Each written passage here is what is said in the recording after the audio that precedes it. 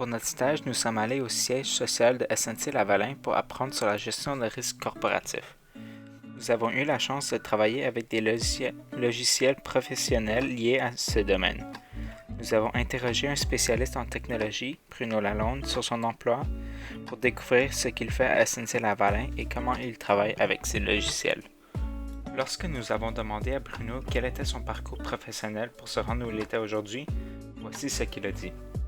Fait qu'il y a toutes sortes de BA un peu comme moi qui s'occupent à peu près d'une quarantaine, cinquantaine d'applications. Puis quand on a des demandes de changement, c'est nous autres qui s'en occupent. Fait qu'on a comme tout splitté ça en gang, puis chacun, on va gérer nos applications. Mais ça, c'est des demandes de changement, mais c'est pas tout. Si on regarde Nadine, elle a utilisé un système qui s'appelle ARM, qui est un système de gestion de risque. C'est pas nous autres qui l'avons développé, c'est pas CGI, c'est un produit qu'on a acheté. Mais moi, je vais aider là aussi. Ce qui arrive, c'est que on dit Bruno, on a un nouveau projet, on a 10 personnes qui s'en viennent, il faut acheter 10 licences, vite. Fait que moi, une de mes tâches, c'est de pouvoir gérer ces licences-là, puis contacter le fournisseur.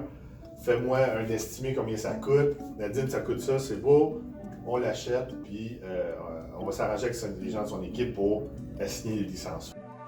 Bruno Lalonde nous a bien expliqué le côté informatique de la compagnie, mais nous voulions en savoir plus sur la gestion de risques.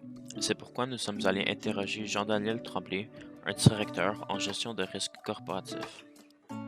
D'après vous, c'est quoi les qualités qui sont nécessaires pour faire votre travail?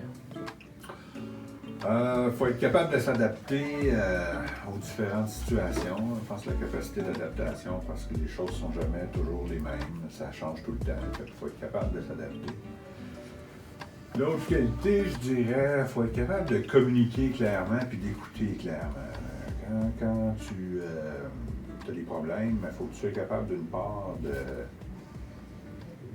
partager la nature de ton problème avec les gens autour de toi pour qu'ils comprennent ce que tu veux qu'ils comprennent, ce qu'ils doivent comprendre. Puis il faut que tu sois capable d'écouter aussi. Il faut que tu sois vraiment capable d'écouter les réponses que tu as et tout pour comprendre les autres.